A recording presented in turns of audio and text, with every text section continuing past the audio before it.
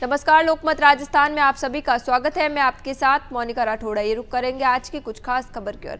भाजपा के पूर्व प्रदेश अध्यक्ष और हरियाणा के प्रभारी सतीश पूनिया की पुस्तक अग्निपथ नहीं जनपथ का रविवार को जयपुर के कॉन्स्टिट्यूशन क्लब में लोकार्पण हुआ। राजस्थान साहित्य अकादमी और वेरा प्रकाशन की ओर से सतीश पूनिया के विधायक काल पर यह पुस्तक आधारित है। कार्यक्रम के मुख्य अतिथि पंजाब के राज्यपाल गुलाब चंद कटारिया रहे।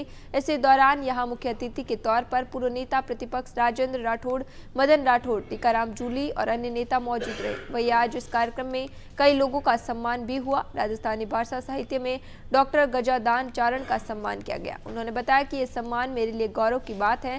साथ ही कार्यक्रम के बारे में उन्होंने बताया कि इस कार्यक्रम में राजनीति के इस दौर में प्रजातंत्र की सबलता का सबसे सुंदर पक्ष उजागर हो।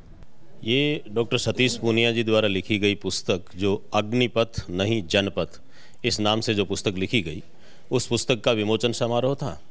तो उस विमोचन समारोह के दो आयाम थे, एक पुस्तक विमोचन, दूसरा प्रतिभाओं के सम्मान का। साहित्य, कला, संस्कृति में जिन लोगों का योगदान है उनका सम्मान किया गया और सौभाग्य से मैं भी उसमें एक शरीक था। 6 लोगों का सम्मान हुआ, उसमें मेरा भी राजस्थानी भाषा साहित्य में जो सृजन है उसको लेकर के उन्होंने सम्मान किया।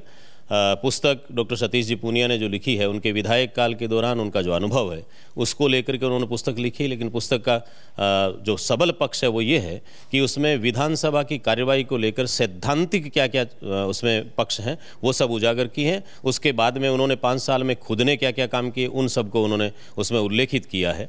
उन्होंने अपनी भाषा शैली के माध्यम से बात को कहने का जो सलीका है वो बहुत अच्छा है। नवोदित रचनाकार भी उसमें सीख सकते हैं, राजनीति विज्ञान के विद्यार्थी भी सीख सकते हैं और नए जो विधायक बनते हैं वो देख सकते हैं कि विधानसभा में जाकर शपथ ग्रहण से लेकर के मंत्री बनते हैं या अन्य प्रश्न उठाने हैं। तारांकित प्रश्न क्या होता है, अतारांकित प्रश्न कब पूछा जा सकता है, विश्वास प्रस्ताव क्या होता है, उन सब के सैद्धांतिक पक्ष हैं उसमें, उन सबको समझाया गया और उसके बाद में उन्होंने क्या किया वो बताया गया।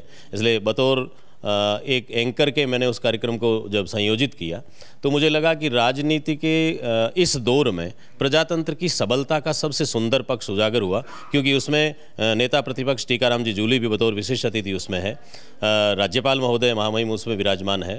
तो राजनीति को नहीं करके पार्टी लाइन से ऊपर उठ करके ये कार्यक्रम किया गया, जो पूरा का पूरा कार्यक्रम साहित्यिक स्वरूप में संपन्न हुआ और ऐसे कार्यक्रम है वो नए लोगों को बहुत कुछ सीखने को देते हैं। मैंने राजस्थानी और हिंदी दोनों में अब तक 24 पुस्तकें लिखी है। मैं कॉलेज एजुकेशन में प्रिंसिपल हूँ, पहले स्कूल एजुकेशन में शिक्षक रहा, उसके बाद कॉलेज एजुकेशन में प्रोफेसर और अभी प्रिंसिपल। तो मैंने ये देखा कि भारतीय संस्कृति के जो उज्ज्वल पक्ष है उनको उजागर किया जाना चाहिए।